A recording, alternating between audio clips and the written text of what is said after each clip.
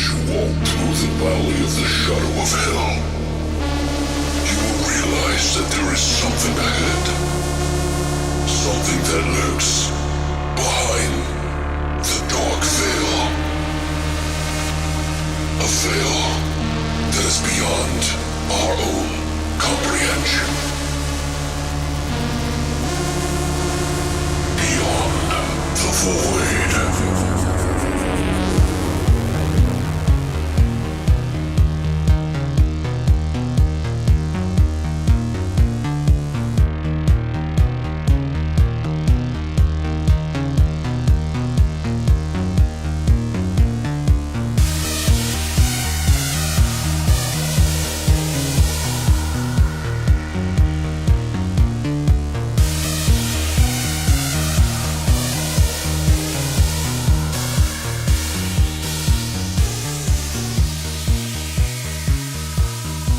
What's up, guys, and welcome back to Beyond the Void Horror Podcast. That's right, we're back. It's a brand new week. It's going to be a different week this week because we're only going to be having one episode, which you are listening to right now. So Thursday, we're going to be off. We will be back to our regular schedule of Monday and Thursday next week, but I just want to give you guys a heads up. Also, want to give big thanks to everybody that went out and bought a t-shirt. Super cool of you guys. That really helps out pay the bills around here for this stuff, so we really greatly appreciate you. I can't even see who has, but a few people have written me, and I want to thank you. So thank you from both of us here. Thanks. Appreciate it, guys. You guys rock. But also today we're going to be doing a episode that will be dedicated strictly to the two movies we normally watch this week. So we're compiling this with our shots. We're going to skip the news and then just come back fresh next week. I got to catch up on some work behind the scenes here on a lot of different stuff that I'm doing. So hope you guys understand, but we will be back fresh as a daisy. But how have you been, Brittany? How's things going? I've been excellent. Yeah, how's work? Is it slowed down a little? No. No, huh? Not It's at still all. going. Still going. So when are you quitting? Still a nightmare. When are we going to be famous and like I cannot not have to do that? It'd be fucking great if that could happen like immediately. You hear that, guys? Get there and start retweeting and sharing everywhere. We got to get famous quick. Keep buying t-shirts. I want to quit my job. I love my job sometimes. Right. I love my boss. Of course, yeah. And my work wives, but If you're working somewhere and you hate every single day, I would assume that would probably be hell. I don't hate every day. I will Yeah. say that. There's Most things you of hate, them. things that you like. Elements of every day I hate, but Yeah. yeah. I've just been fucking pounding away on the website and like editing. I'm trying to figure out a good balance here because I tend to do a little too much, I think. And it kind of drives me up the wall a little bit sometimes because it's like right when I get a moment, I'm like, oh shit, I forgot to do this. I got to do this. So I've just been, we've been doing the Women in Horror Month this month, and everybody's been doing, we got the writers doing reviews, and we got Kyle doing reviews. We got Sin Fury doing reviews. We got Mark Doubt, who's been doing some like really great old pieces on like some of like forgotten female horror actors, which has been like super cool too. So we've been pounding away, man. So Yeah, it's been a really fun month. we are going to be doing the fucking thing too. We're going to be doing a giveaway here soon. Giveaways. Probably just like a gift card to like Amazon or something like that for you guys. Free stuff. Yeah, it won't probably be anything that we just ship to you or anything like that. It'll just be like the code to the Amazon thing that you can use. So I did actually do something interesting this week. What? instead What of did you do? work, So that's cool. I saw John Waters on Tuesday. you met him? No, I didn't get to meet him, but Oh. he's doing like this tour, doing like a one-man show right now, Oh, like man. going from city to city. And my girlfriend Deborah and her boyfriend have been trying to get Mouse and I to go on a double date with him for a while, because he's retired military, so Oh, okay. they get like super cheap tickets to comedy shows and concerts and all kinds of shit like sporadically. Nice. So they've been trying to get us to go to a couple shows, but we haven't been able to go to any concerts with them lately. And she hit me up last week and was like, "We got tickets to go see John Waters on Tuesday, night before Valentine's Day. Like, would you and Mouse want to go?" And I'm like, I fucking love John Waters. Like, yes, I want to Yeah. go. Like, and if you guys aren't familiar with who John Waters is, I feel really sorry for you. Yeah. You need to educate yourself. Well, I know him but- pretty well because he's from where I grew up area, Yeah. Baltimore. Baltimore. Well, I think he might have grown up somewhere else earlier on He made when he most was of his younger, movies there. but he made all of his movies based around Baltimore, Right. which, you know, you've probably seen some of them or heard about one of them. One of the most infamous ones was Pink Flamingos, which has the talking butthole scene that was never seen in a movie before. He used there's one of the most like infamous drag queens ever is Divine. Right. Divine, and yeah. he's Divine was in many of his movies. Mm-hmm. He also did Hairspray and Crybaby. Right. And a million of other fucking movies, but I think he's most well known for Pink Flamingos. Right. So and as much as Mouse and I love drag queens and drag culture, and they all love and praise him, and we're of course, yeah, you know, big enthusiasts of RuPaul's Drag Race and Dragula and stuff like that, and they always talk about him, and he's been on RuPaul's Drag Race many times, like as a guest judge or. Well, yeah, because back in that time, that was like really taboo. Yeah. So he was like, "Whatever, man. These people are like, you know, this is interesting shit. Like, he what loves do you?" that shit, and I mean, his movies really like push the fucking envelope. Like, They really did. They're crazy, and he does so much shit, like shit with shit. Literally, like there's like scat shit in like every movie he does. Basically, there's like something to do with poop. And he did that movie Pecker. Remember Yeah. that? Yeah.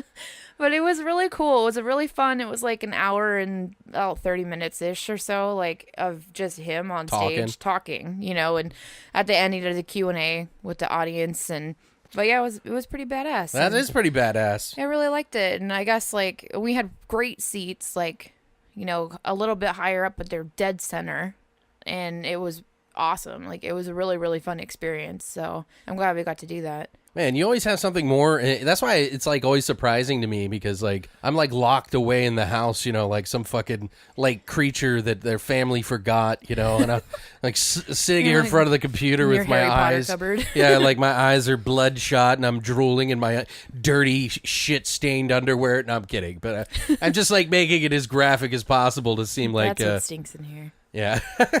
Don't mind the flies, Brittany. No, I feel like I've been boring the last couple weeks because I haven't been doing anything but working. So that's Hey, why I was welcome like, to the oh real my God, world. I actually did something. Yeah, Like, hey. There we is one record. thing that I am going to be doing that I'm kind of excited about. And one of my friend's bands, I can't say anything about it just yet, but he's doing another project with someone in LA, and they listened to some of the stuff that me and him wrote, and he was like, "You should sing on one of our tracks, and this is going to be a big album." Sweet. So I'm like, okay, yeah, I'd be down, I guess. That's awesome. So I'm like, fuck, dude, I got to really put on my, you know, big boy pants here, you know? Yeah, you gotta change your shit stained underwear. Yeah.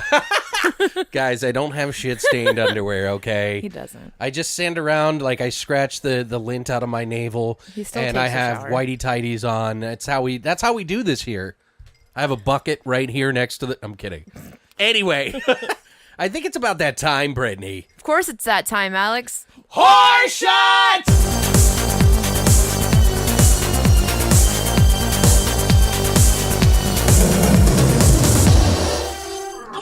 So now we haven't told you what movies we're going to be watching today, because technically we usually do this on Thursday, so it's a little weird for us and probably you guys too. But this week, today, instead of Thursday, we're going to be watching two movies that deal with possession in many different ways.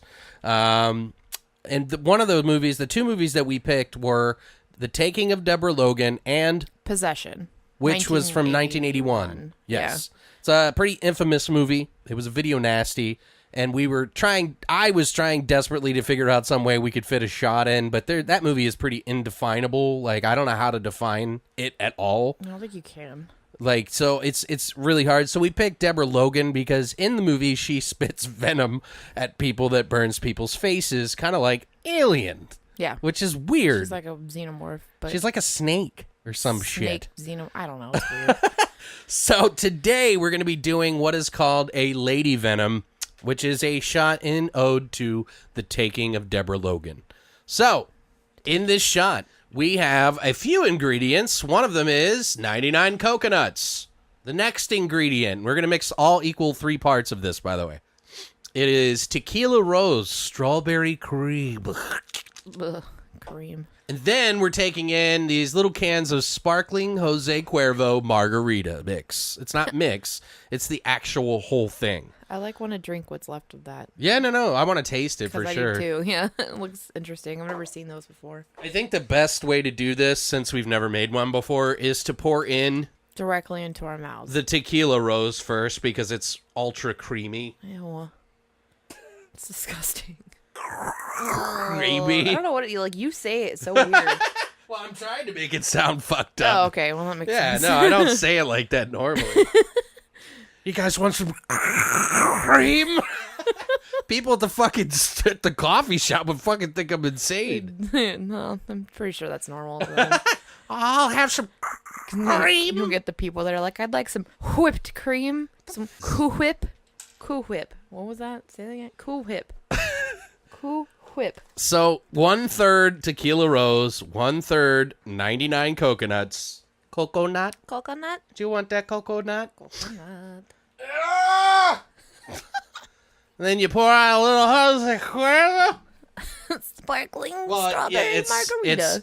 Again, it's Jose Cuervo margaritas. They're little tiny cans. They're ready to drink. You don't have to mix anything. It's got 8% volume, alcohol, whatever. Shut up. No, you're going to put that down so we can take this fucking lady Venom shot. Son of a bitch. Listen to him bass me She's around. got like 3 fucking drinks over here, Shut guys. up. Do you want this Jose Cuervo? I'll give it back to you. Oh, Ew. no. It's curdling. Ew. That looks disgusting. It looks like a little brain. Look on at it top. curdle. Oh, God.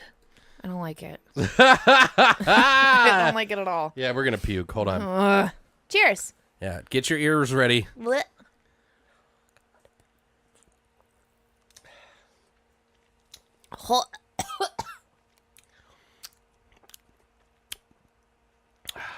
Was yours as like solid as mine was? Like, I didn't try. I just downed it. No, that was like It's a like drinking solid. sperm? Yeah, that was like the equivalent of jizz, like solid. Oh God. Well, it's Lady Venom. It was like, you know what? It was like a really badly made Jello shot that sat out for too long. Yeah, it was kind of weird, guys. I'm not going to lie. The taste is actually not bad. No, it tastes good. The coconut, I think, really complements it. I like it. It's actually, it tastes really good, but I But wouldn't yeah, use you're going to want to do it quick because it's I don't know how, if it curdles, but the tequila rose really doesn't mix with the other ingredients. I think you should use like a Malibu instead. I don't think it's that. I think it's the actual margarita mix. No, I don't think a cream-based anything. Creamy. Oh, God. By the way, guys, Jars from Mars, I'll put a link down below, is probably going to be doing some stickers for us. We were talking to her, and she does some really cool, like, decals and stuff for different stuff, and she's really good at it. Should I put my face on a sticker? We've had some of their stickers before. For any of the people that won some of our contest stuff, like, we actually gave them some of those. I don't even have any. Like, we just gave them out. Yeah, I only have one. So she's thinking about doing that, guys. If you'd be interested in a sticker that you would slap on the back of your car, put it up in your window, whatever the fuck, put it on the back of your fucking laptop, I don't know. It's Put it one on of your those, butt? yeah, it's one of those ones where you like put it on and then you pull off the thing so it's like reversed. Do you know what I'm talking about? Yes. So you kind of like have to stick it on the window, how you're going to, you know what I'm saying? So it involves science. It's reversed, yeah. You have to think about it when you do it. That's what you're telling It's me. made with science. Science. Science made this. But we're still working that out. Big Strictly shout out to Jars from Mars, by the way, guys. You should check them out. Check out the link below. But that's it. We blinded you with But, science. But make sure that if you are interested in taking a Lady Venom shot, all you have to do is go to longlivethevoid.com and check out the hashtag horror shot section right now. That's it for horror shots. Horror shots. But I think it might be time now for us to jump into our flesh and potatoes right now of the Taking of Deborah Logan and Possession. so buckle the 1981. fuck up, folks, because we're going for a fucking ride. And believe me, one of these is a ride. So we'll jump into our flesh and potatoes. Right meow. Right now.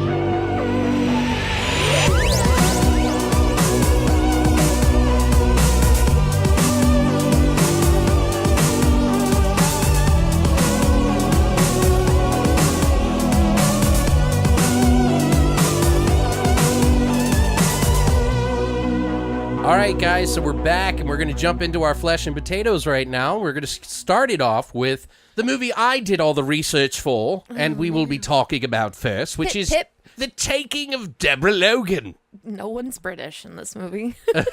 Not at all. Not at all. But I will add the British flair. I don't even know if that's British. Please read it in the entire... I don't care. Yeah, let's all be like that. offensive to everybody. It's not offensive. I don't know. Well, it could be, I guess. You never know. I mean, just me talking could be offensive. Sorry. Yeah. I'm pretty sure I'm offensive all the time, so it's fine. Suck it. Eat it. Yeah. Sit and spin. Yeah. No one cares. How about I fart in your mouth? Do it! Not my mouth, but someone else's mouth. I used to know how to say, can I fart in your mouth? I'm gonna piss on these walls, Ray. I'm gonna shit all over these walls, Ray. I'm gonna fart in your mouth. Oh, that's what she said. Too dirty. I fucking love that movie. So we're gonna kick it off with The Taking of Deborah Logan, which came out in 2014. The story goes, an elderly woman battling Alzheimer's disease agrees to let a film crew document her condition. But what they discover is something far more sinister. Bum, bum, bum. This movie was directed and written and also partially produced by Adam Robitel, I think. I don't know how to say his name right. I apologize. It's Robitel. So Robitel.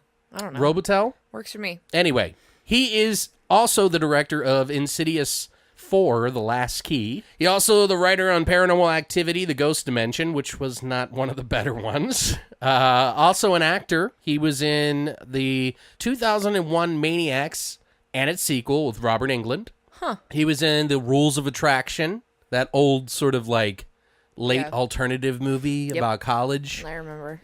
And he was also in Contracted 2, Part 2, the one. Oh, fuck, I forgot they made a second one. Yeah, the first one was okay, but the second one was... The first one was like, it was okay. I mean, it was, we're going to leave it at that. Yeah, we'll leave it at that, Brittany. Calm down. Just kidding. But I was like, why number 2? And I'm like, well, whatever. One of the bigger producers, I mean, there was like 14 producers for this film. Jesus. But Bryan Singer actually did do production on this. He's the guy that was supposed to do the movie Bohemian Rhapsody, which he is no longer doing, I think, because of some issues. Remember, I don't know if you guys remember, Bryan Singer disappeared off the set one day and didn't come back for like a week. Is it like a live, like what? Is it Queen? Yeah, the movie. What? Yeah, they're doing Bohemian Rhapsody with Rami Malek. Is he playing Freddie Mercury? Yeah. Oh my God. Yeah, the guy from Mr. Robot, yeah. So weird. Yeah, they had a trailer for it and everything, man. Weird. But yeah, Bryan Singer quit or whatever. He said he had some issues with somebody. I think him and Rami Malek weren't getting along too well. It was either him or it was the producer of the movie. I can't remember. But he's also done some other movies with the X-Men. He did like the younger ones, like Days of Future Past and like a couple other ones. You know what I mean? So... also, the cast in this movie includes Jill Larson, who plays Deborah, the older lady. She was in Wise Guys and Shutter Island. She wasn't in a lot of movies that I recognized. That's where I recognize her from. She's only had I think 15 roles. And so, which is surprising because she's really good in this movie. It also stars Anne Ramsey, who is the daughter of Deborah Logan, who is Sarah Logan. She was also in the movies Critter 4, A League of Their Own. She was in the TV show Mad About You for a long time. And she did like 100 and some episodes of that.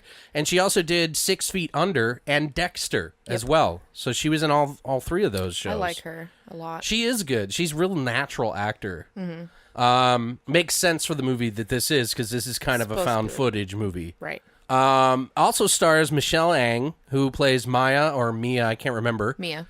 She is the documentarian who is studying the Alzheimer's with Deborah Logan, who is suffering from Alzheimer's. She was also in Fear the Walking Dead TV show, quite a few episodes on that. She also was in a TV show called The Tribe for like 100 and some episodes, like ridiculous. She also played Mia in Big Mama's House. as well, so I thought I'd bring that up. Fuck, I haven't seen that in forever. Yeah. It also stars Brett Gentile. He plays Gavin, the editor, a.k.a. the guy who's probably one of the smartest The one that leaves. characters in a horror movie ever. Right. He was in Night Feeders, Southern Gothic, Cold Storage, Seeking Justice. He did a bit part in the We're the Millers, which I do vaguely remember him in, and he was also in a TV show called Powers, which I believe has David Tennant in it. It's a Sony TV show that they have on their like service or something. Okay.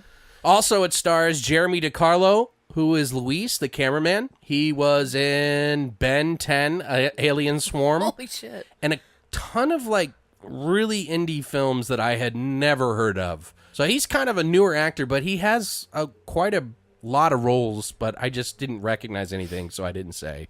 Also, it stars Ryan Catrona, who plays Harris, the overly concerned neighbor. He is in The Last Boy Scout. He was the guy with the money and the gun. Did you watch that recently with him? No. But you know what I'm talking about? Yes. You told me about it. He was the bad guy in the movie, basically. One of them. Okay. I can see that. He was the guy that had the bombs in the back of his car that blew up. He seems more like he's prone to play a bad guy character. Right, yeah. It looked like he was struggling to be a good guy.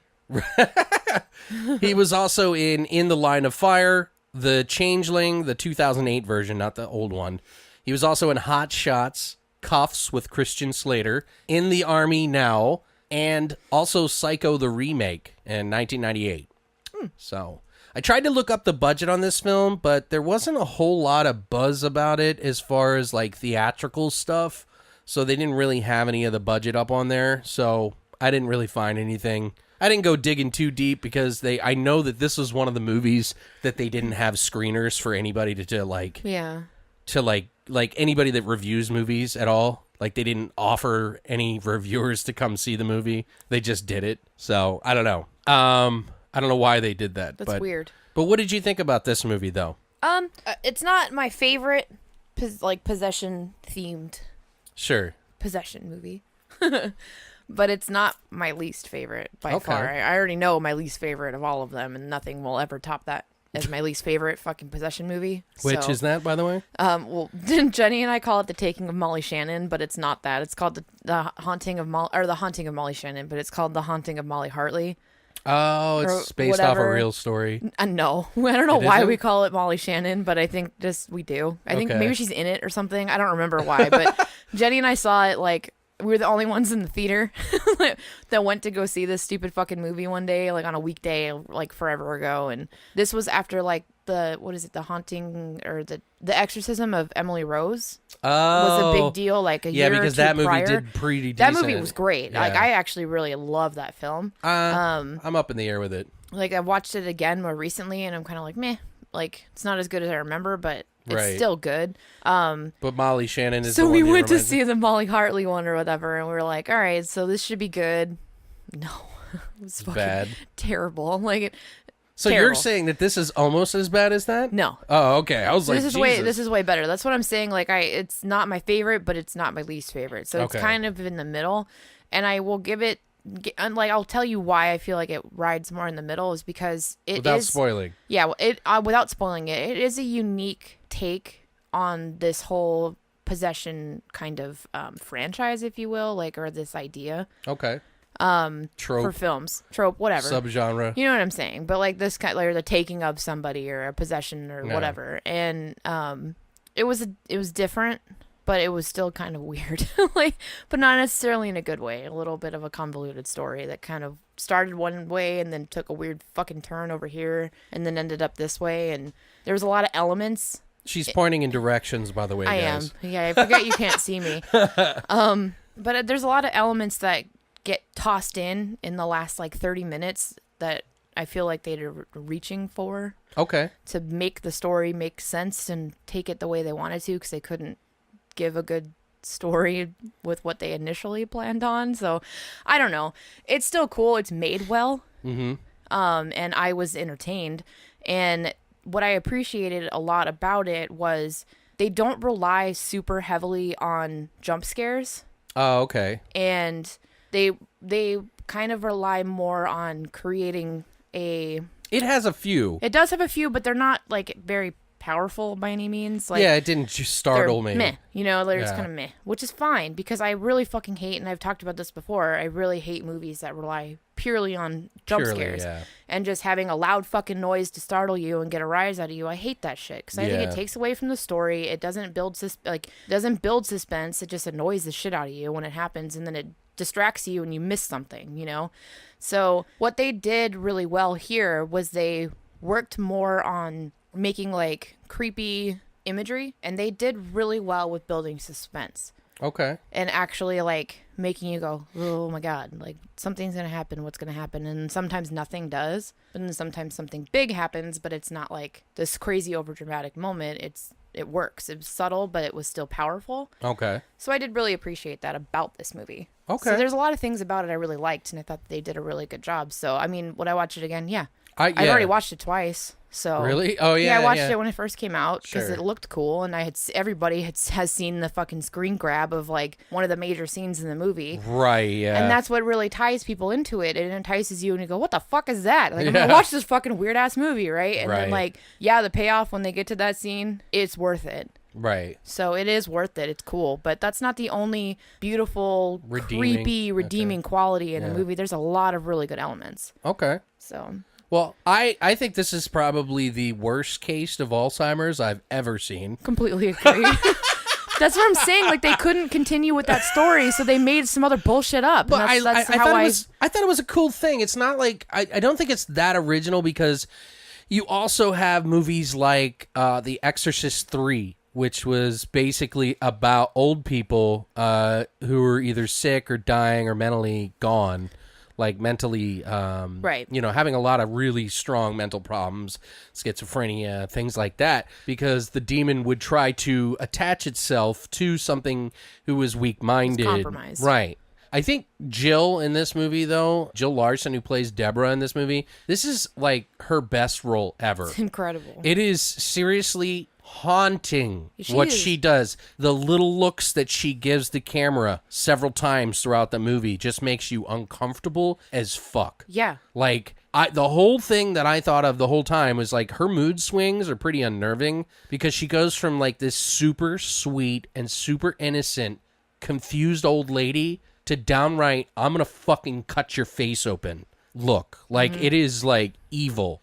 And I wouldn't want to fuck with that lady, even though she's like really skinny and kind of like sweet, but like, man, I don't know. This is probably the best. She was probably the best choice for this movie. She's fucking fantastic. Like, I can't even get over every scene with her in it is incredible. And I don't know. I just wish I could just watch just her. Well, and, Like nothing else. I don't need anything else in the whole movie. Like, you know, the she's so craziest thing about her is that when all the stuff that I looked up and to check out this movie, which there wasn't a whole lot, cool. Yeah. everybody said that she is one of the super nicest people you've ever met. And to see her act in this role is so stark from her own personality that it is amazing. Just the fact that she could go to that place. Because it's kind of believable. Like, It is believable as fuck. yeah, like I didn't feel like she was overdoing it. It was just, it's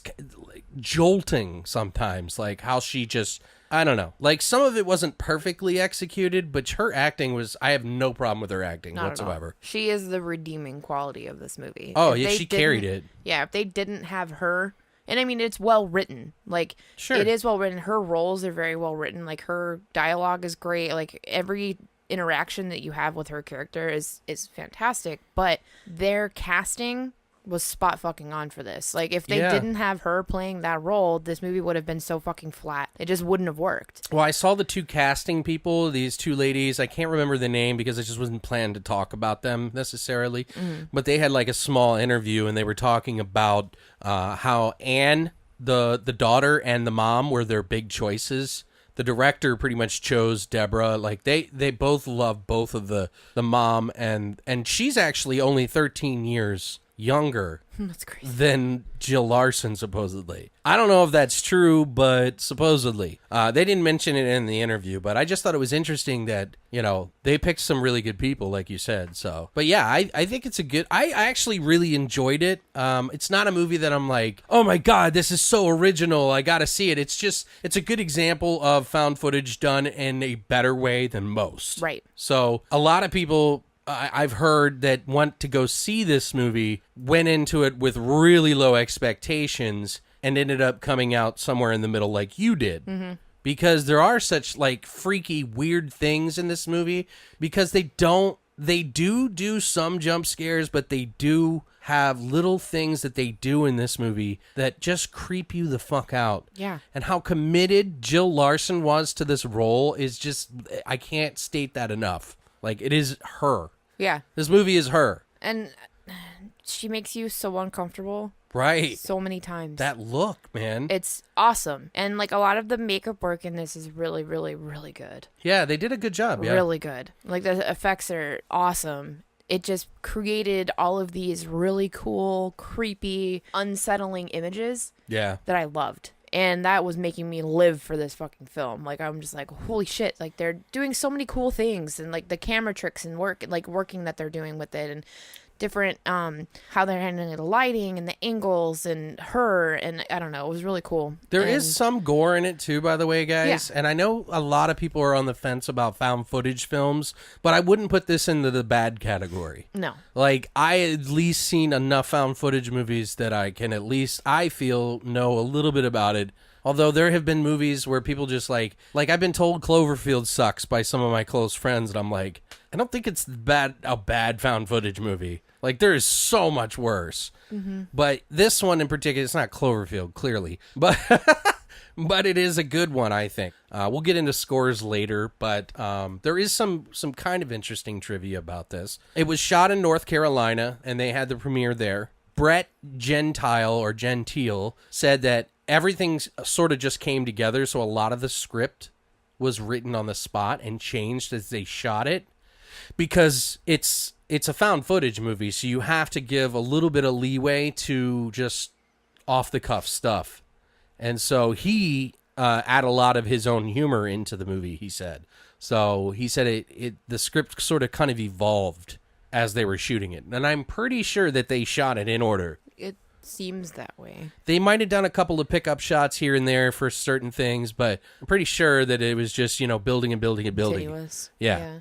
He also said that he's absolutely 100% petrified of horror movies and that he hates the genre. He doesn't hate the people or anything. He just doesn't like the genre because he cannot handle it. He gets scared out of his mind by watching horror movies. So, that's the point. And he's been in quite a few, so it's kind of interesting Yeah. that he's fell into that, It's a fun contrast. I liked his character in this movie because of one thing that he does, and we'll talk about that in a little while.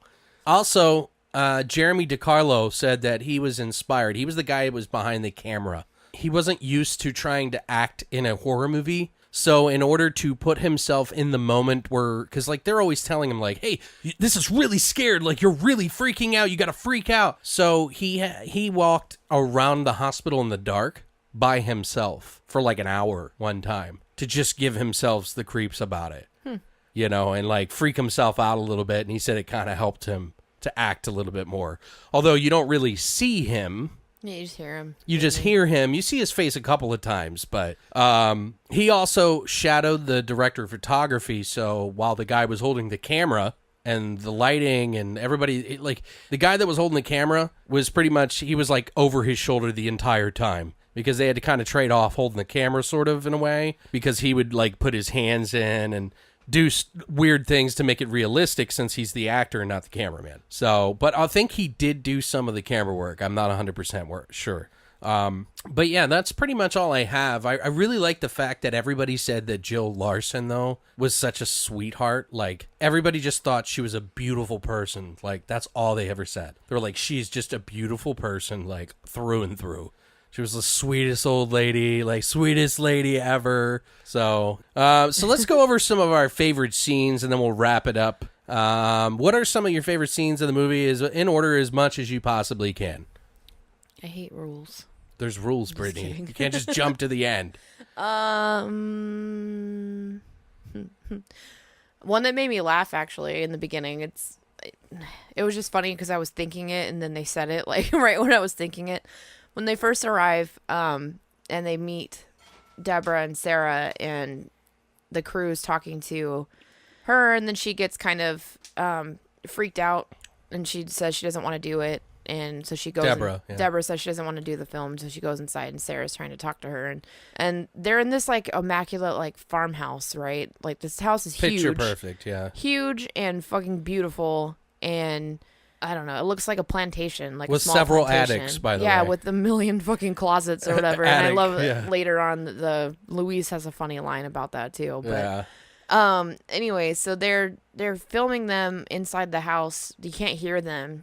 But they're filming them, and then it's the one dude talking to Mia. The guy with the beard and glasses? Yeah. Oh, that's Brett. Okay. So. But his name's Gavin in the movie. Gavin. Yeah. There it is. So he's just like, because she's telling him like, we need this, we need to do this for the money and whatever. And he just goes, I thought these people were poor. Like, why do these people need this money or something? Yeah, like, they get they're this like big looking ass at house. this big ass house, and I'm just like, I literally was thinking that right before he said it.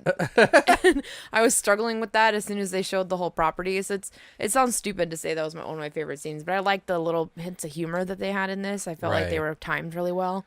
And this was like your first interaction to their personalities. Gotcha. For the people involved in the movie, so you kind of knew who was going to be. Sure. What way and who was going to act in whatever way they could. And then you kind of got to see Deborah's character, her acting chops right away too, because she switches pretty immediately from being this very sweet, proper old woman. And then she just kind of she shuts down. Right. Yeah. And just like says, find someone else. Well, it's kind of frustrating, and, I'm sure, to be confused like that sometimes. Right. You know? And be called out on it all the time. And right. You can't control that. So she did a really good job of instantly like portraying her character and being convincing. So that was your first real introduction to her. Right. So I thought that was really cool. Well, and the director also let that Brett guy who plays Gavin, he said, okay, Brett, let her loose, do your thing, like just add some of your flair in there. He actually added his own comedy in there. Ad-libbed a lot of it? Yes. Nice. So he just said that that's how I would want to be in that situation. Yeah, that makes sense. On certain things. But one of my favorite scenes was Deborah. And sort of towards the middle, she starts playing Three Blind Mice on the piano, and she slowly turns and kind of smiles at the camera. Like, it's like, ding, ding, ding, ding, ding, ding. She's just like creepy, dude. Like, I was like, and it was just like this little static shot where the camera was completely still, and you just see her playing, and then she just kind of turns her head to the right and looks right at it and just smiles as she's pushing the keys real softly. And I was like, yeah. Oh, no. Yo, back the fuck up, Deborah. Nope. The whole time, well, no fucking thank you. Yeah. All right, guys. I'll see you later. Have a nice documentary. Bye. Yeah. I'm out. She's going to suck my soul out of my head. Yeah, no thank you. Next scene that I really, really loved was shortly after that. Okay. To make sense of what I'm going to say is she made a career being a switchboard operator in this like tiny town called Eczema, which was the name, which I thought was really fucking bad name. terrible. Yeah. Like of all the names you guys are really Eczema City or whatever the fuck it is. So stupid. And a town of Eczema, and I'm like, it might be a real town. Who do we? I don't know. I hope not. I don't know. Sucks. It probably is, but yeah, that's where they had the outbreak of eczema. Yeah, that's where it started. Yeah. So that's how she made this career for herself and her daughter. Like her husband had died, when her daughter was young, and so she became this switchboard operator, and she managed all the doctors and important people in the town, and she controlled all their messages and whatever, right? Which ends up being her connection to who ends up possessing her and whatever. Right. So she, at one point, everybody's asleep, and they show prior to her getting up out of bed, and then at one point taking off her robe, and I'm like, old lady butt! Yeah. And then she just disappears into like this closet, or what looks like a closet, pretty much. It's an attic, I think. It's an attic or whatever. And then all of a sudden, there's like loud ringing like starts going off throughout the house. Yeah. And everybody's all confused because it sounds like an old phone. So they pick up this rotary phone that's in the room and it's not ringing. And they pick it out, like pull it out of the wall and everything. And that's not what it is. And there's these speakers that are all throughout the whole house. And then Sarah ends up running out. She's like, it's the switchboard. It's her switchboard. That thing hasn't operated in 20 years or whatever. And you're like, so they try and find what closet that it's in. Right. And there's this whole, like, there's all these crazy moments that lead up to that when they're looking in all these tiny, like, accordion door closets and, like, well, you say closets, but he spaces. says attics throughout the whole thing. Yeah, well, She calls them attics. Yeah, they're attics where stuff is hidden, but yeah, it's like an attic that has several doors. But it's like in a closet or something, like the one that they end up finding her in. Yeah, they had to go fucking upstairs. Weird. They had to go upstairs, and they go through the. It's a closet with the accordion doors that maybe. they keep. Like they make these tense moments where they think you're gonna open this closet door and there's like someone's gonna pop out or something. But anyway, they eventually like go in and find her, and they climb up these like little stairs or whatever, and the lighting is done really cool, and she's sitting in front of this switchboard naked. Yeah. And plugging into 337. 337. She keeps taking it out, plugging it in. Which was my old bus, by the way. Oh, really? My old high school bus number. Cute. I was 338. Really? Yeah. That's Which weird. I thought was funny. I was 138 for a long time, and then I changed it to 338. That's really weird, Brittany. It was funny. But she's plugging into 337 on the switchboard. Right. Over and over. She's just, and how she's moving and everything is just really cool. And I mean, she's an older woman, and she's sitting there stark naked, and she's like super thin and skeletal. And then she's got all these like sores and stuff on her, and because she's been, dealing with this, and that's part of the possession. But then she starts speaking in tongues essentially, but it turns out to be French. Yeah. And it's just like, she gets this crazy fucking like demonic like power voice and starts moving very erratically as she's doing it, and then all of a sudden it just like electrocutes her, or makes like it looks like it electrocutes her. It sparks out really big and it freaks everybody out. But that whole scene is really cool. They created this really great tense moment. Yeah. In that, watching it, like you don't see that that's gonna happen. Like she's probably gonna end up talking like a demon at some point. But it was beautiful and poetic, and then it got fucking creepy, and I loved it. That was a good scene. I like that. That when they flashed right before. Oh, in the face. You can see her final form. It's crazy. Yeah, I know, that tripped me out. They did that a couple times. And I didn't see any other times, but that one I did because it was just. It's like a quick little. It's like a very good blot, like in your face. Yeah, like if you're watching Fight Club and they put the big dick in the fucking, and the thing, it was just like The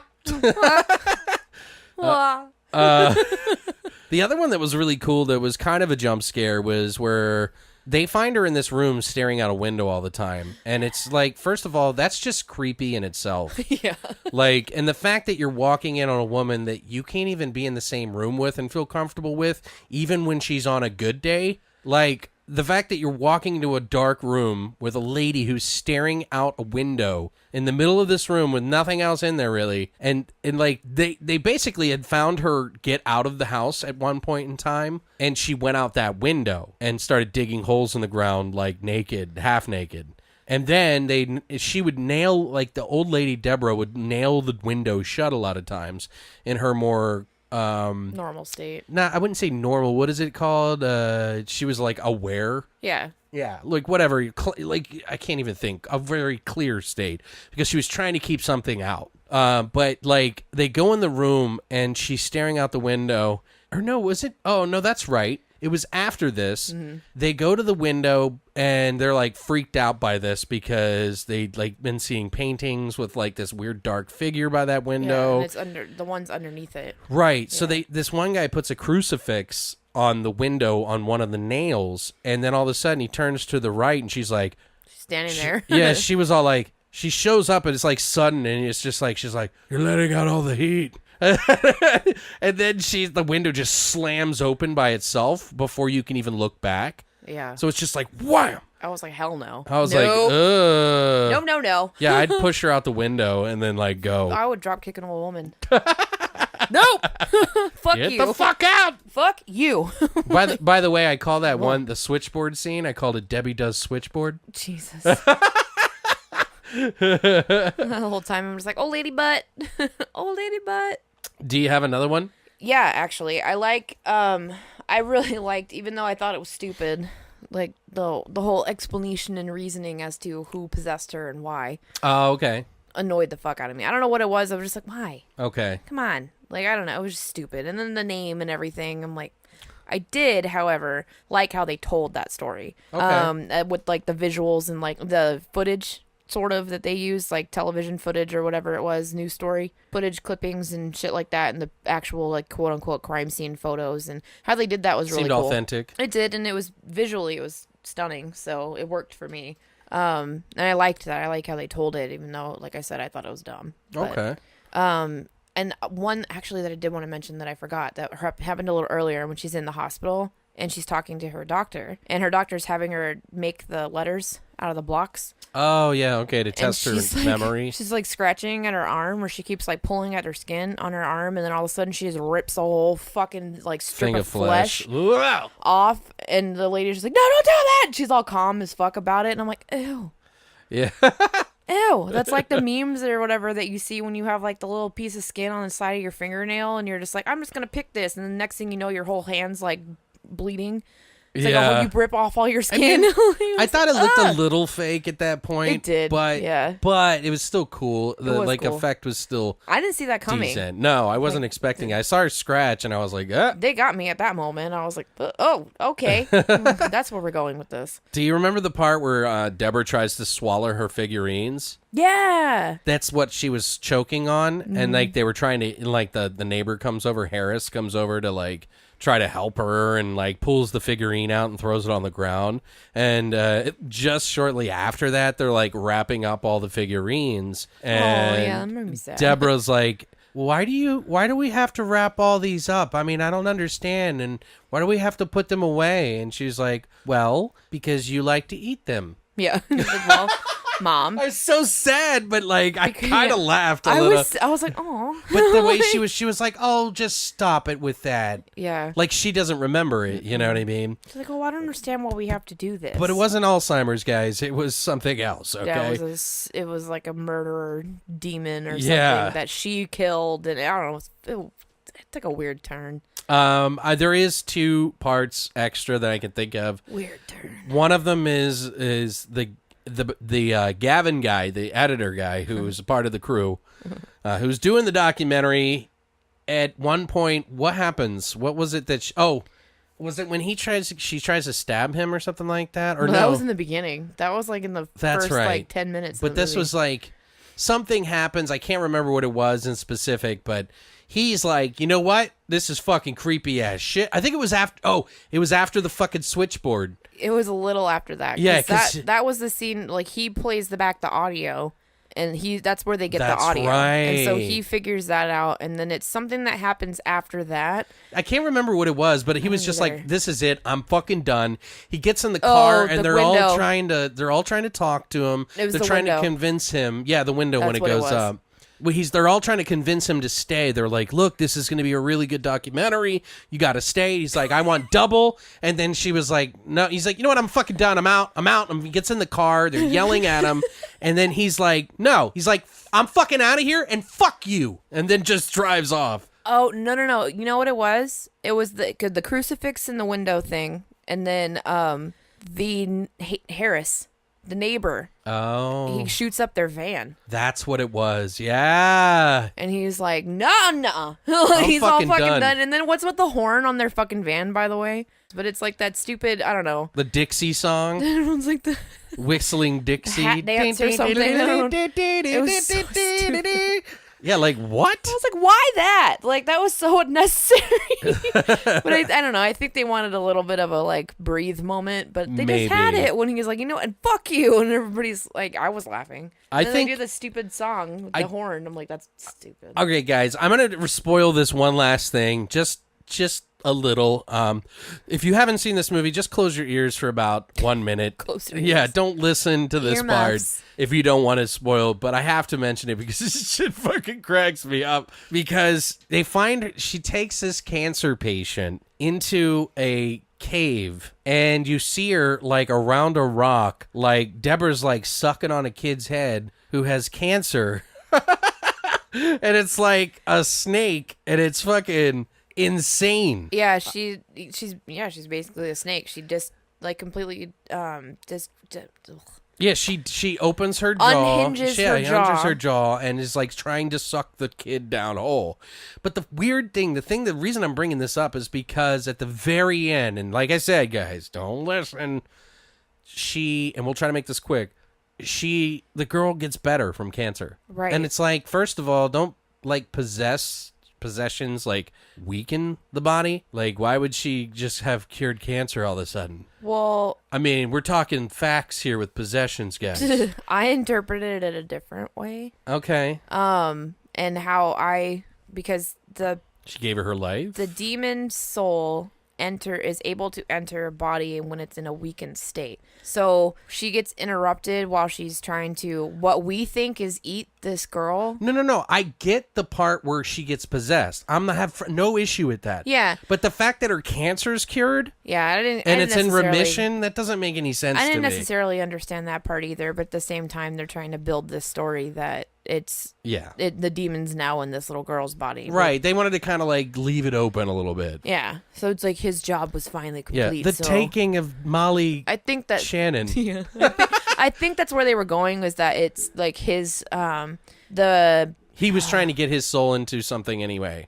That's what and that's why he finally completed whatever it was that he was trying to do, which is what completed the mission essentially. I'm not thinking of the right terminology right now, but well, yeah, that was his goal all along. He did it, he had to kill 5 girls to live forever. I think that since it did it that way, so now he's immortal. So that's probably why she's cured and stuff essentially, because he's completed the ritual. The ritual, that's the word I was looking for.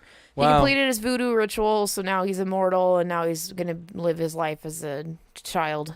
Yeah. And take over the world. I don't know. It's fucking stupid. I like the movie, though. I still like the movie. I think it's definitely something I'll watch every once in a while, just like because like I definitely want to own it. Like it's like $40 on Amazon right now, and it's hard to find, by the way, guys. Like really hard. So we had a tough time doing that, but we figured it out. It used to be on Netflix for a little while, but it's not anymore. So you're gonna have a hard time finding it. So I'm sorry to say. If you have a Samsung device or phone or whatever, it's on Google Play. Is it? Like it is on $4. Google Play. Okay, that's where I watched it. Oh, okay. It's like $4 on Google Play. That's not too bad. To rent it for 48 hours, and I think it's like $12 if you want to buy it.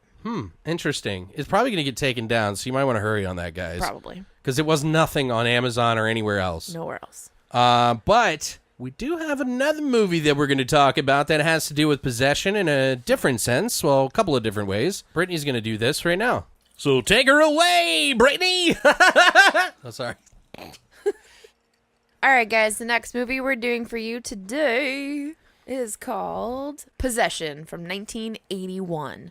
Maybe kind of not as well known to a lot of you, but probably most of you. Yeah, it's a pretty lost gem to some, and also lost weird oddity to others. So I don't know. I was really excited when you mentioned you wanted to do this because I wanted to watch it for a long time. So basically, it is about a woman that starts exhibiting increasingly disturbing behavior after asking her husband for a divorce. Suspicions of infidelity soon give way to something much, much more sinister. Oh my God! It sounds like Deborah Logan. Oh yeah, it sounds so stupid. Like Doesn't it sound? That's the exact same thing that Deborah Logan. Like very similar verbiage. Look! I was like, what the hell? The last line is, "What they discover is something far more sinister." Yeah, but everyone uses sinister to describe everything. Right? Yeah, it's the darkest. It's one of the darkest words. It's dumb. Anyways, this was directed and written by Andrzej Zulawski, who is known probably most widely for the film The Devil,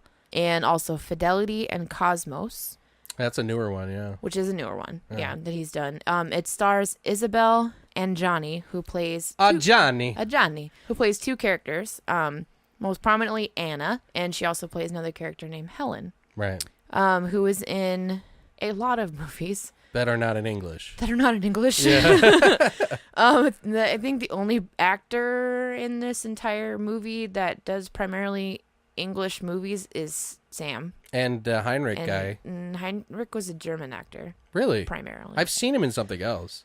He's done some like American films, or that were done in English, but he's a German actor. Okay. Mostly everybody that she was German or Polish or whatever. Anyway, yeah, she's in Queen Margot, Toxic Affair, Nosferatu the Vampire, which was kind of, I don't know. Do you know what year that one was? Remake or what? Must have been. Yeah, well, there's many. And another movie called The Tenant.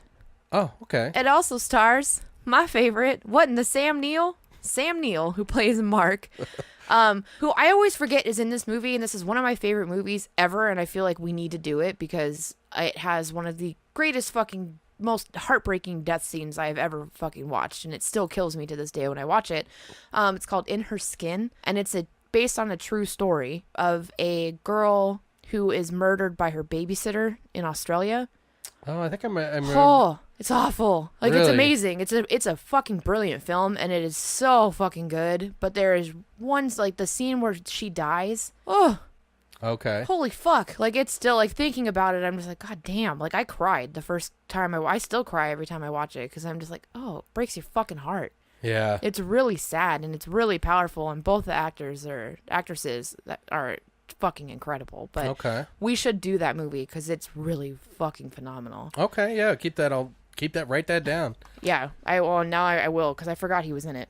I think he plays her dad or something. I don't remember who he is in it, but he is in it. Anyway, he's also in Event Horizon. Of course. Jurassic Park. And Jurassic Park and a million other movies. And he's also in Peaky Blinders, the series. He's in most episodes of it. I don't know. I haven't watched it yet. But anyway, it also has Heinz Bennett, who plays Heinrich, who is from The Serpent's Egg, Son of Hitler, and The Last Metro. Primarily a German actor, but he has done some stuff outside of that, but not a lot. And I think he's dead now, actually. Is he? Okay. He passed away in like 2000 and something. Interesting actor, eccentric. Yeah. Yeah, especially in this movie. Yeah, for sure. Those are pretty much the only big actors in it, really. There's not that many. There's one more that I had, who's also another big German actor, was Margit Karnstensen, who plays Margit Golkmeister. Oh, the best friend. Or neighbor, whatever. No, I think it was her best friend. Yeah, with the one has a that cast on her leg. Yes. She's in Shattered Glass, Satan's Brew, and Angry Harvest. She's a lot of films that she's been in as well. Okay. She has a really small role for the most part, but one of the scenes that she's in is one of the most dynamic towards the end. So. Oh, okay. Really yeah. That's true. So, Alex, what were your thoughts on this movie? I have quite a bit to say. It's hard to try to describe this movie, guys, so I kind of wrote down all of my thoughts, and there is so many thoughts because there's a lot to unpack when you watch this movie, okay? I've tried to watch this movie a couple of times. I never made it past the 30-minute mark because it is really slow in the beginning. And for those of you that cannot wait for things to happen, this is probably a no-go for you. But for those of you who are looking for something eccentric, weird, unlike anything you've ever seen, this is the movie for you. Possession's kind of a movie that is part double entendre, and after further research also is able to make a statement about politics with the Cold War, which is it's extremely theatrical with heavy beats of symbolism and body horror in it. So it's got a lot of genres in it, and I honestly couldn't stop watching it. I caught on pretty quickly that this is a story about two people falling out of love, and not exactly sure why that is or where it ends up. It's probably more interesting where it ends up. The symbolism in it makes you kind of focus on that a little bit. I picked it up kind of quickly. Yeah. I mean, I knew that they were trying to exaggerate different emotions, different things that happen to make it more interesting, I guess. It's super unique, has some of the craziest, best performances you will never see elsewhere. The lead actress, Isabelle Adjani, was insanely good. She literally was possessed for this movie, this role. People talk about Linda Blair in a possessed movie. Like, she's got nothing on her. Absolutely nothing. How anyone can act that way is beyond me. It's a spectacle to watch, and it's an unnerving one at that. Oh yeah. So we'll dig deeper a little bit into why this can be considered a horror film, but for now, let's just say humans can be pretty horrifying as well. And the human approach that they have in this movie and the symbolism of breaking up is also pretty terrifying, especially if you're looking through the lens of Zulawski. It's super surreal. and also real at the same time, which is kind of confusing. It's very disturbing to a lot of people and confused me more than once. Yeah.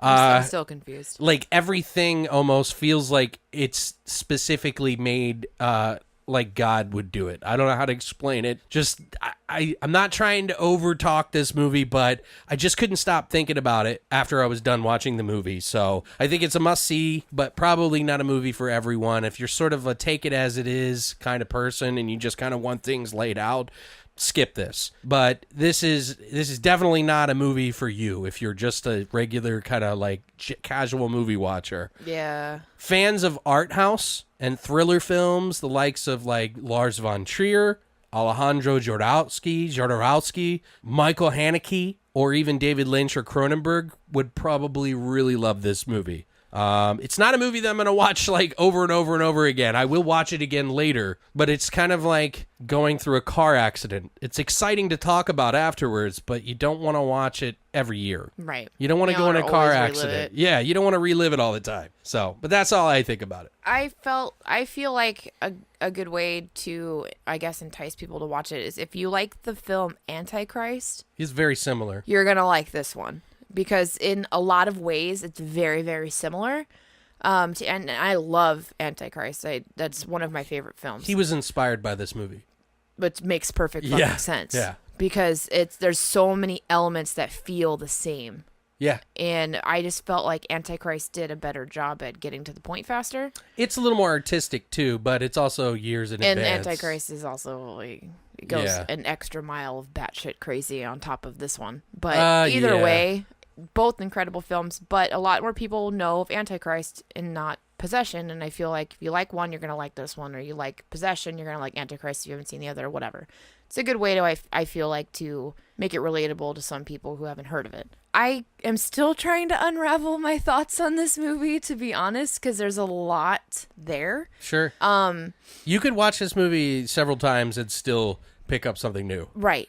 And I feel like the more you rehash it in your head and the more you talk about it with somebody who's seen it, the more elements are going to come out that make sense to you or aren't going to make sense to you. Like I just know that I really loved it, and it is art. Like this is art. And in the weirdest sense too. It came out in one of the most toxic times in history. Right. And it was filmed, and one of the things that was so interesting about it too was where it's filmed, what's standing in the background of where they filmed, and all the stories there, and then the heartbreak and the death and everything that was in the city of Berlin, which is where they filmed it. Right. And this was in the Turkish, they filmed this actually in like the Turkish area of... I've heard a couple different things. Well, the documentary or the making of documentary, whatever, that I watched it, they're talking to the casting woman who did the casting for it. And this is like the Turkish like area or whatever where they filmed it.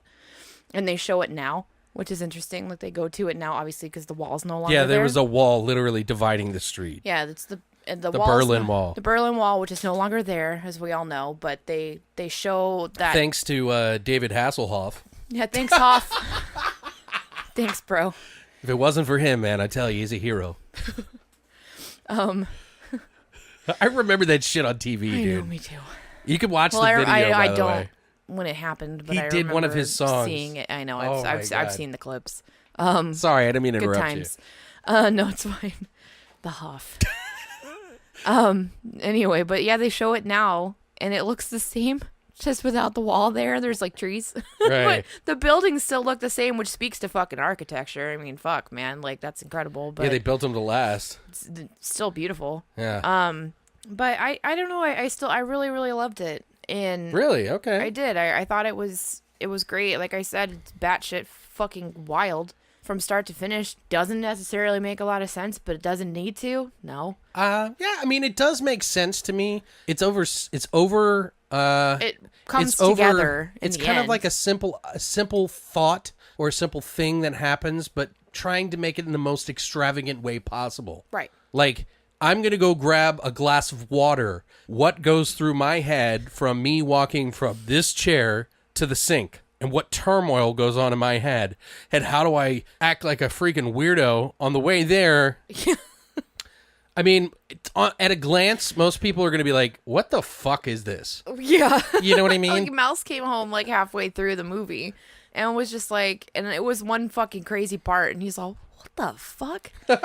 And like he just sits down and like doesn't just finishes watching it with me and doesn't say shit until like the end, and then he just looks at me like, I don't know what the fuck that was. And I don't think I'm ever gonna know what the fuck that was. He's like, but that was cool. And I was like, I know, right? Like, it was fucking awesome. Like, yeah, it took 30 minutes to get to anything meaty that was interesting, but it fucking pays off in the end, man. It was cool. Like, it took me places that I didn't know my mind was gonna go. Like, I don't know. It was fucking weird. It had creepy monsters and, like, tentacle porn, and it was fucking crazy, and I loved it. Like, I don't know. I was, like, completely thrown, and I did not expect it, because when I first looked at it and looked at the synopsis or whatever of the story, or how they kind of are supposed to entice you into watching this film, I'm like, and I read it to you. That sounds stupid. Like, I read it, and I'm like, this is simplest way to puss it. Boring. To puss it. Listen to me. To puss it, yeah. It's the most simplest way to puss it.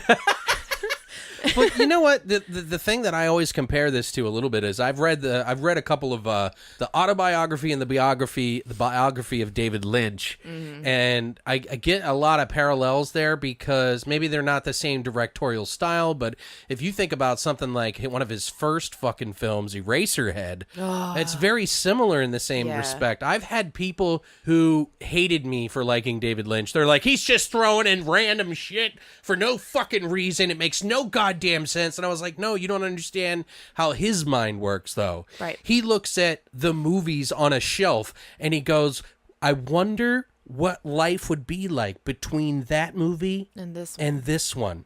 What is the life like between those movies? Maybe because this one's a sci-fi movie and that one's a horror, there's a battle going on in between the two movies. Right, that's brilliant. Like, he that's how his mind thinks, and I think the same way with Andrzej, it's very similar, you know, and like him describing a breakup in 40 minutes that would have taken most people all but 5-10 minutes at most. Yeah. You know, and that's if you're like really stretching it, you know. It's insane. Yeah, it's weird. It's absolutely insane. Like, this is part tentacle porn, part political movement, part art. Well, I think you should. Like, it's fucking insane. This is a movie, guys, by the way, that if we spoil it, you should really just experience it. It's really, it's like, I'm going to have a hard time trying to tell you my favorite scenes, because I don't want to ruin it for people who haven't seen it, because it's an experience. It's not, okay, this isn't like, you know, I don't know how to explain it. It's not like fucking watching your favorite movie. It's like watching an experience. I don't know how to explain that. I feel the same way, and that's like, I am also struggling with how we're going to discuss favorite scenes without totally killing it. Yeah, well, if this you guys, is one that people need to watch to understand. If you guys trust us in any sense, like whatsoever, we'll get to a point where we're going to basically kill off our listeners from that point. Because the majority of you probably never seen this movie, and it is kind of hard to find. You can get a Blu-ray copy on Amazon. I think Mondo put out a copy. It's the fully uncut version. There's two different versions. Well, there's several, because this was one of the video nasties. So there's cut versions of it because they found it to be too subversive. But you can get it there. You can't rent it anywhere. There are other means that you can find it. I think it shows on YouTube in its uncut form, but in the like shittiest way possible. So yeah, just trust me when we say this. This is if you've never experienced it, you really should experience it the first time through. Agreed. Another thing that you guys should watch, if you watch this movie and you like it, there is a making of movie that goes along with this that's actually available on Vimeo, that you can just watch on your phone or on your computer or whatever. Yeah. But yeah, don't watch this and don't watch it until you've watched the film. But if you like the film and you want to know more about it, more about the makings of, or what went into it or why, there's a making of documentary called The Other Side of the Wall, The Making of Possession, which is really fucking cool. Like, it's a very interesting take. They talk to the director, they talk to the cameraman, they talk to the casting director.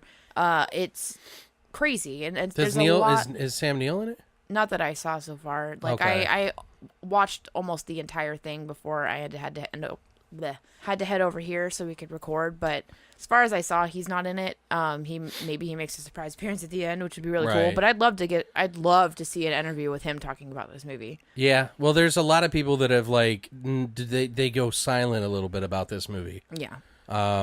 I mean, there's a lot of trivia that we could talk about. I mean, one of the things I kind of want to explain to you guys, we've already kind of explained what the story is, but essentially, Sam Neill and his wife, who live in fucking like it's in Berlin. It's in Berlin. It's like the Turkish house, like the Turkish area, but it's not. That's what it actually is, but that's not what it's supposed to be in the movie. But it's in Berlin. Well, they're breaking up. They're trying to, like, Sam Neill's like the obsessive type. Like, he doesn't really know what love is, kind of, in a way, and she does, but she doesn't. She wants everything, and I don't mean that in some sort of weird sexist way. That's legitimately what the fucking story is. But yeah, Sam Neill is like the obsessed, codependent person. And like, he doesn't even know why he wants her. He just needs her. He needs her as a possession. Get it? Double entendre. She is kind of experiencing the world, not getting what she wants. So she's like kind of dipping in everything to experience life because she's unhappy. But like, the way that they do this, guys, like, she's seeing somebody else, and then she starts seeing another guy. And then you kind of try to figure out who this third guy is, other than Sam Neill, this Heinrich guy, and thing. And it's kind of interesting. It sounds kind of boring describing it like that, but the way that he fills in those gaps with some of the most eccentric, weird shit, and downright creepy and disturbing fucking practical effects is something out of a fucking H.P. Lovecraft book. Yep. But a little bit more erotic, Yep. which is really weird, too. Yeah, it was like sexy, weird. It's and then there's like just these, it's intermingled with all these like really over-the-top theatrical death scenes of other people. And like how they die is like way overdone, but it feels really raw.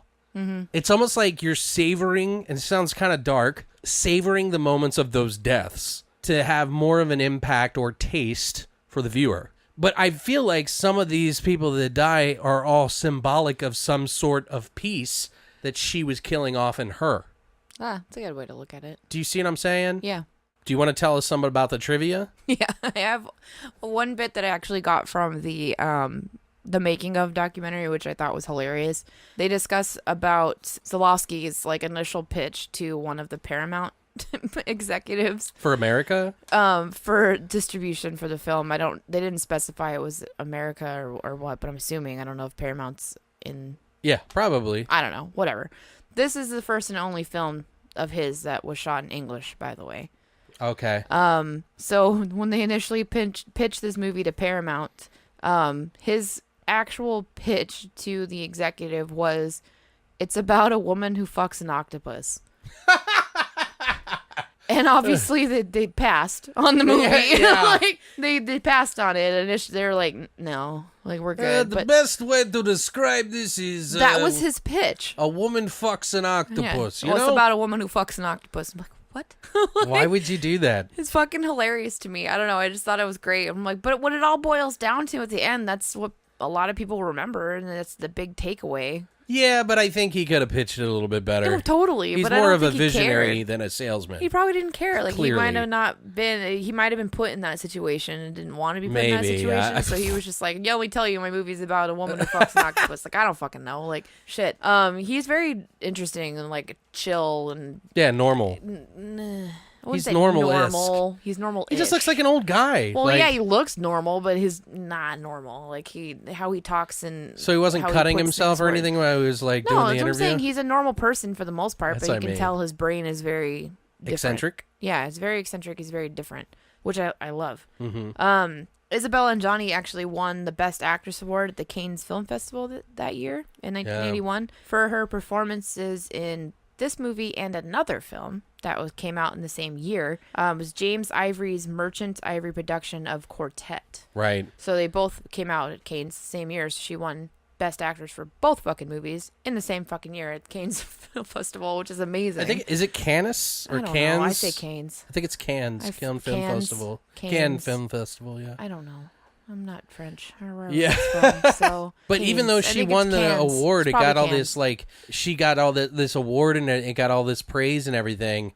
They had a hell of a time trying to distribute this, and it got put into that Video Nasties block for the UK. So the UK hadn't really seen this movie in its full form, for like ever. So it came out on DVD finally years before, and it was like, oh shit. Yeah. I mean, it was initially banned in the United Kingdom. Yeah. Right away. It didn't get the seal of approval to be released until 1999. Jake West talks about it in his Video Nasties. Sweet. And then it's a French West German like co-production film that was shot in West Berlin. The entire movie is shot there, but it didn't get released in Germany until late 2009 on DVD. Like It Okay. was straight to DVD release in late 2009. This movie was in 1981. Filmed in fucking Berlin. Didn't get released in fucking Germany until 2009 and only on DVD. Well, you know why? It's because, after, Everything. World War II, they Yeah. were kind of like, yeah, we don't need this kind of shit. Right. You know what I We don't need mean? this Like smut. they didn't think about it too kindly. So that's No. why all that like crazy fucking independent fucking gore fucking meisters came out of that area to push it. So Yeah, and there's an interview they do with Isabel, who talks about her work in this movie and working with Zalowski directly. And she states specifically, possession is only the type of film you can do when you're young. Zalowski is a director that makes you sink into his world of darkness and his demons. It is okay when you're young because you're excited to go there. His movies are very special, but they totally focus on women as if they're lilies. yeah, And she says it was quite an amazing film to do, but I got bruised inside and out. It was exciting to do. There was no bones broken, but it was like, how or why did I do that? I don't think any other actress ever did 2 films with him. Not that he's difficult to work with, it's just he's very demanding of his Oh, actresses. sure, Like, yeah. he writes these crazy roles for them, and not a lot of people can fill what he wants. yeah. If you don't do your 100%, that's not a He doesn't sell it. Zalowski film, Yeah, and it doesn't sell it, basically, like plain and simple, and she fucking sells it right? from start to finish. It's fucking incredible. One of the other things I have, I'll actually talk about when we discuss that scene later. But I had one last little bit that I thought was fantastic. Carlo Rambaldi is who designed all of the creatures, Yes.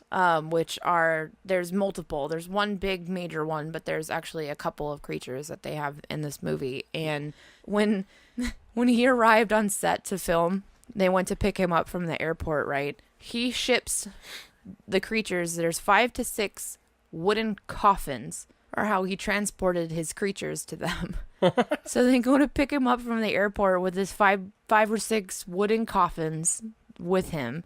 And naturally, there's customs officers that are there, and they're like, You can't bring bodies here. the fuck is in these? Like, they're like, oh, excuse me, sir, I need to take a peek inside your coffins. Like, they're very curious, and they want to look inside. And the casting director is the one that was one of the women, or one of the people that was there when they picked him up, and she was majorly part of the creation of these monsters. Like, she had to oversee when Zalowski wasn't available to do it, and so she was very hands-on in the creation of these Because he creatures. was specific. Very specific. They Yeah. had blueprints, and they, when stuff wouldn't work, then they redrafted everything, and it's a very, very intensive process for these. There's a lab where they made these creatures, or a studio and everything, and so they had to go back and forth to LA or whatever to do it. So she oversaw everything when he wasn't available, and back and forth. So she reports that even she was very taken aback and scared, even though she worked directly with him on making these animals, like making these creatures. Like, she didn't make them, but she'd seen them from start to finish. Right. So when the customs officers open these coffins and they see these like plastic tentacles and shit like flop out, and they're all scared, and they shut the coffin door or the coffin top very quickly, and she's as scared as they are, and she's like, that meant it was so impactful right then and there. Yeah. Like, you knew these were gonna make a difference and make the film essentially, or like make something out of this. And she's like, I worked with them from the beginning. I saw them in their like drawn stage before they actually became anything, and I was still scared. Right. And I thought that was really, really cool. Yeah, that is cool. Do you know who that guy is? The creature effects guy? Yeah, I know. He sounds so fucking familiar, too. I know that name. Well, Carlo Rambaldi. He did the hand, right? Yeah, but he also did the creature effects for E.T. Okay. Yeah, he had a hard time watching this movie even because of the creature was so crazy, supposedly, that he was just like, oh, like people. So you're doing what with that? No, people asked him about it later on and were like, so tell me a little bit about possession. And he was just like, No. Oh my God.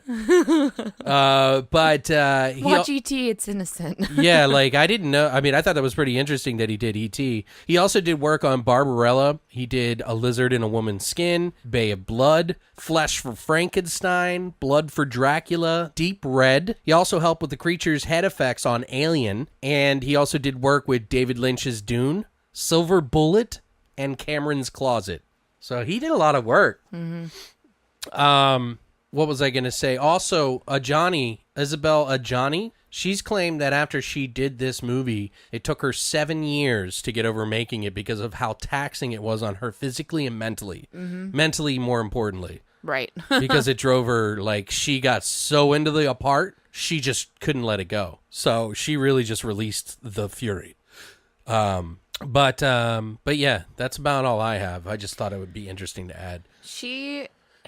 She's incredible as Anna, period. But what's so great about her, too, is that she plays two completely different characters in this movie, and you almost forget it's the same person.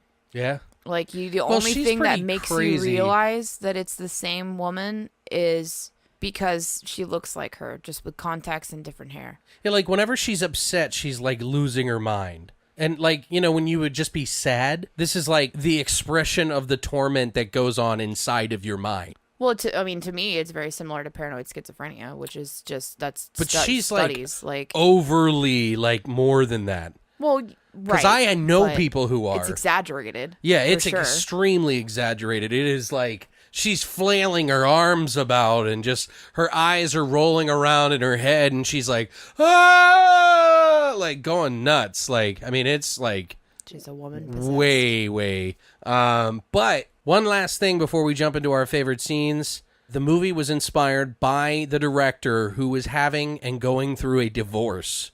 And through the process of writing about this, he understood the whole situation and kind of was picking on the guy that was cheating on his wife was cheating on with. So he kind of makes fun of this guy in the movie as well. It's kind of like some way that he kind of healed himself. Right, because the character Heinrich is basically who his wife was cheating on him with, is exactly like the type of man that he makes the Heinrich character to be. Right. So which I thought was interesting, and in the making of documentary, he talks about that pretty not super in detail, but he gets into it quite a bit. Right. A little bit more so than any other like written interview that someone's done essentially with him. He's the Sam Neill character. Right. So it's and then the guy that she was cheating on is the Heinrich. Right. It's almost like a first person account, but taken into this crazy direction. Extreme from here to fucking crazy town. But there was a writer who, and I can't remember for the life of me, but while I was doing my research, I heard this guy talk about it. He said that there was a guy who was writing about a divorce that he was having with his wife, and he started to write this book as a sort of hit piece about her from her point of view. But as he was writing the story from her point of view, he became empathetic towards her situation and understood why she did it. This writer, it's a famous book. I just don't know what it is. He literally wrote this book and became empathetic of that situation. So it's very similar, I think, in that sense, but probably a little different as well.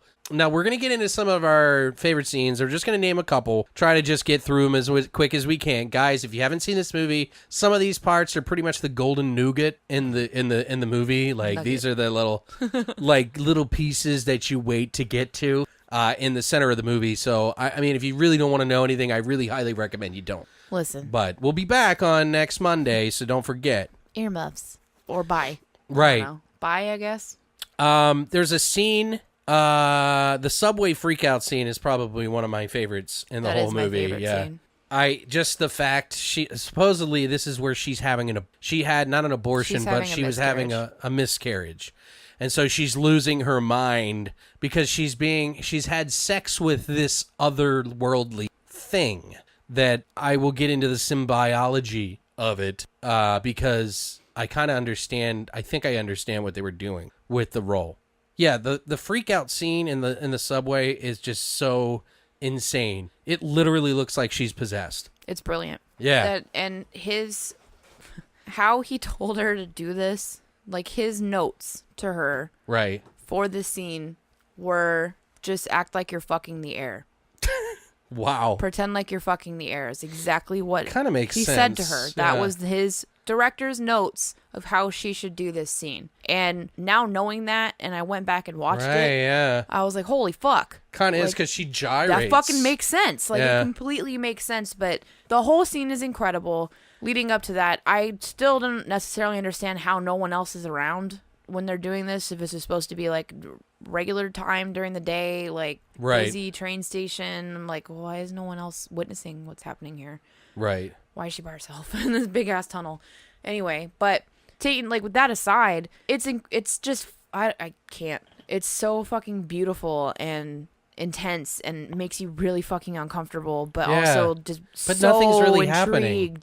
But nothing's really happening. Like, it's just her acting is so fucking spot on, and she is a woman possessed. Like, absolutely, it's fucking crazy. But she's also a possession as well. When she Physical finally possession. like when she gets to the end of this like moment, this freak out moment, when she starts to actually have this like miscarriage or whatever, she drops down on her fucking knees and she starts like exuding this like these Ooze. secretions of like ooze and blood that are all mixed in, and her eyes like look like they get fucking bloodshot naturally from her screaming. Right. And I'm like, holy fuck. Like, I just remember feeling what she's feeling in that moment. Just like, and she took you there. Like, it was Yeah. so fucking brilliant. It's a pretty crazy performance. Brilliant. Absolutely brilliant. It's one of the best fucking acting I've ever seen ever in any movie. Well, I want to say, like, I don't want to get into too much about some of the scenes. I think we should skip that a little bit. I do too. But I do want to kind of unpack something that I was thinking about to see what you think about.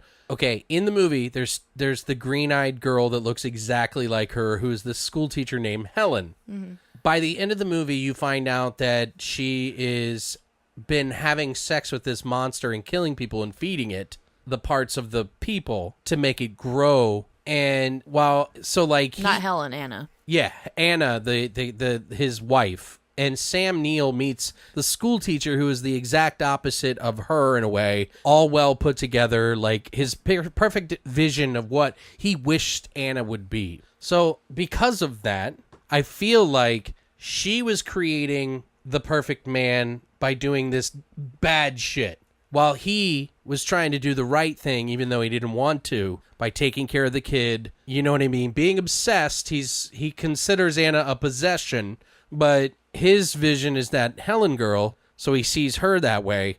And then the doppelganger, Sam Neill, is her vision of the perfect man. Yep. And by the end of the movie, they die together, sort of. Sort of. And that guy walks off, and it's no big deal. Like, it's almost like the embodiment of what they thought was perfect really wasn't perfect, and they were flawed no matter what. Yeah. And they were never going to get that perfect thing no matter what anyway. It's like the grass isn't always greener on the other side. Right. Kind but, of mentality. But at the end, then the doppelganger goes to Helen's house, and she doesn't even let him in. He's just kind of at the door. She doesn't even realize he's there. But then she goes to let him in, but then obviously the war's going on, and it's like that well, moment maybe was that's crazy. maybe that's the whole movie, is the grass is always greener on the other side. Yeah, I don't know. Because it's the Berlin Wall, and you hear bombs going off at the end. It's crazy. So it's kind of like, and you just see him like in like pawing at through the window. Yeah. or through the door at the window at the door, and I'm like, ew. And then the kid, I love the kid in that scene.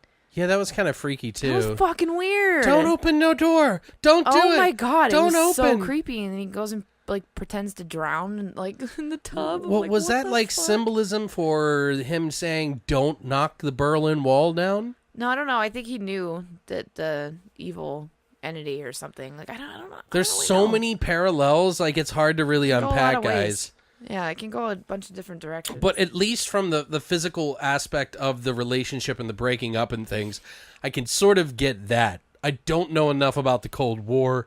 I wasn't during that time to really understand any of the vibe or the emotion of people at that point in time. And we're not from communist countries. Yeah, either, and this is kind of like an interesting take on that, and I wouldn't be able to even traipse on that. I'm not some historical buff or anything like that. So, but what do you guys think? I mean, have you seen this movie? Obviously, if you've listened to this far, you probably have seen it, and if you haven't, why did you do that? What? No, them. Oh. I was like, what did I do? Oh, my God. You looked dead Wow, at me like Brittany. I did something, and I was like, I did burp, but I don't think you heard it. Why would you guys listen past this? Brittany's not following along. No, because I burped right when you said that, and I thought you heard it, and I was like, oh shit, I'm in trouble. No, I beat Brittany when she's off the mic. The newspaper. It's so rude. I don't even know where he gets newspapers. Brittany! But guys, seriously, like I said, it's like a car wreck. You go for the ride, you live through it, and you come out the other end thinking about life. What the hell? And you start questioning it, but you don't want to go through the ride every week, not every month, not every year. But it is something that you should see, I think, so that you can just kind of get your brain thinking. I think it's a good movie in that sense. Like, Antichrist was a beautiful movie. Disturbing. Yeah, I love that. Real movie. sex scenes, a broken dick scene that made me want to puke. I love that movie. I love it. But this is one of the older I'm gonna ones. watch This is it what when I go home. inspired Antichrist, so I think you should definitely check it out. I don't know. My friend Nick Bonaventura, Hi, Nick. he was the one that wanted me to watch this like years ago, and I just kept trying to watch it. He was like, here, man, you can have mine. I was like, what? And he was like, yeah, check it out, watch it. I was like, okay. And I tried watching it several times, and it's just so slow. I just wasn't in the mood. So I finally got to do it, and that's why I love doing this podcast, because now I get to watch movies that I haven't given the time of day, and I should have. You finally got to 31 minutes, and then you're like, holy shit. Yeah, I was like, oh. That's what happens. I get it. Oh, the tentacle dick goes in. Yeah, I get Tentacle it. porn. And I love tentacle porn, so I was sold. I don't know what to say whether or not I would pick one over the other, because I would. Well, I easily can. I mean, obviously, Deborah Logan pales in comparison to the originality of this one, so probably Possession. But I'm just saying, like, you can't really compare these two movies. Oh, no. The only loose thing is that one of them sort of deals with possession in the sense that Deborah Logan did, but it also deals with possession in the sense that Sam Neill thinks of his wife in a possession way. Like, he doesn't really love her. He just They're both women possessed, but kind of in different ways. And they're also very stellar roles from both of the Yes. ladies in these movies. Incredible. Which is why we picked them, first of all. Incredible. And by the way, guys, we're going to be picking a movie. It is also Black History Month, so we figured we'd do like a double whammy and do a female lead role who is also black in a horror movie to kind of like hit three things. And to be honest, there really isn't that many black female lead roles. Not in horror. Not in horror, at least. Yeah. Like, it's really strange. Which is sad. Like, and Really I mean, we're sad. like, there's like, I don't know. It's really weird. I don't know if maybe We've already done Demon Knight. We've already done Demons, which I love both of those movies, and they have really strong roles from women like that in there. But we're going to be picking, we'll let you know on Monday, so you're going to want to stick around for that. Actually, you know, we're still kind of discussing it, but I think we've picked one. pretty much. So We're like it's 90%. Yeah, so we'll let you know on Monday. We're not going to ruin too much for you with this one. It's not like some prolific movie. It's still a good movie, though. So, but yeah, guys, let us know what you think. Have you seen this movie? Have you seen Possession? Have you seen Deborah Logan? Which one do you like more? Which one have you understood Possession? Do you have a better angle on it? Because everybody has a different opinion. It seems like when you go online, like I saw some of the so reviews. all over the place. Like, some of them have similar things about the relationship angle and stuff like that, but I don't know. It's really hard to unpack that movie in an hour for you guys, so I hope it was you could follow along. Yeah. But let us know what you think of these movies in the comments below. And if you haven't already, please go to longlivethevoid.com to check out any of our horror shots, any of our news and reviews articles that Mark Doubt, Kyle, and Sin Fury do. We got a new writer that's going to be coming up, and we'll let you know about that more soon. So thank you guys so much for coming by this week. I hope you understand we won't be back on this Thursday, but I got to get some work done. So I appreciate your patience, and I hope you understand. Maybe this will help some of you catch up. Because we pump out a lot. Pump it up. Wow. Pump it up. Balls. But guys, thank you so much. We'll see you next Monday, okay? Stay weird, monsters.